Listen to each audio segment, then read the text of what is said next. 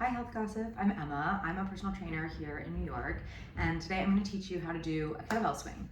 So a kettlebell swing is a skill that I see screwed up all the time in the gym, and it's also something that I hear people talk about, like, oh, a kettlebell swing hurts my back, or I'm afraid to do a kettlebell swing because I'm afraid I'm going to hurt my back. That should not be happening if you know how to do it correctly. It's also just a great skill to have, even though it looks kind of high level. It's a great fundamental to learn.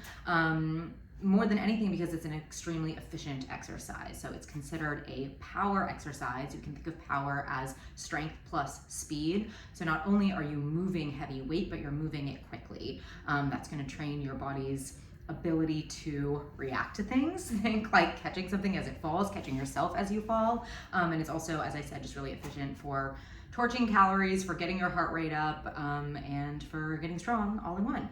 So we're going to break it down.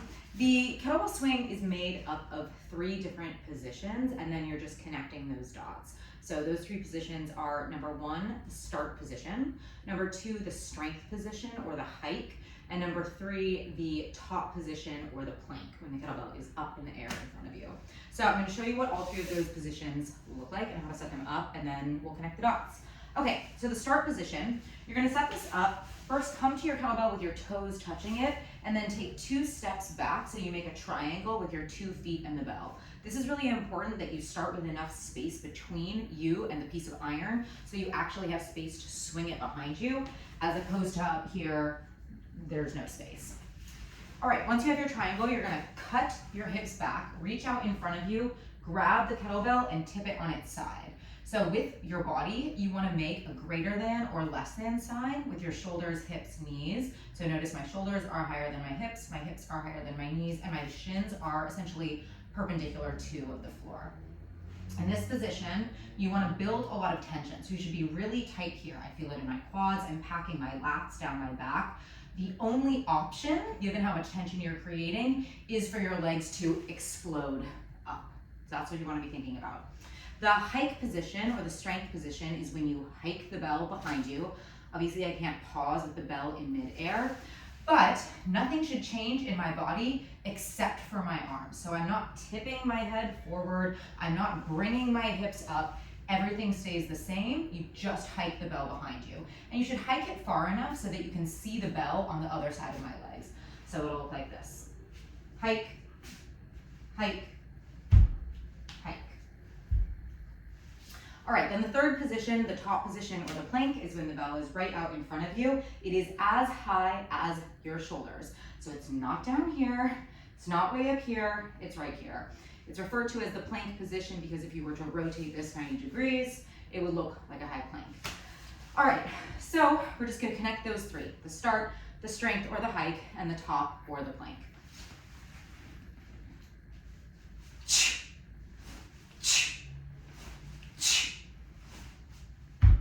So see, it's like nice, tight, powerful, athletic, but there is a moment of peace, of float at the top.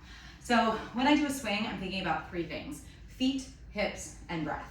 With the feet, I'm thinking about driving them down through the floor. So there's a projection of force down. That's gonna keep me stable and grounded so the weight isn't pulling me forward. Then I'm thinking about my hips. This is technically a hip dominant movement. It is a hip hinge, like a deadlift. So I'm thinking about slamming my hips forward. That's where my power comes from. An important piece is to bring your hips through full hip extension, but to not additionally dump into the lower back. So we're not bringing the pelvis forward, we're just bringing the hips into full extension. You should be like a strong vertical column. And then with my breath, I used a forced exhalation on the swing. Using that audible forced exhalation will trigger a contraction of the abs. So this whole area is nice and tight, not loose, none of that. So let's do it one more time. Cut your hips back, reach out, tip it on its side. 3, 2, 1, hike and explode.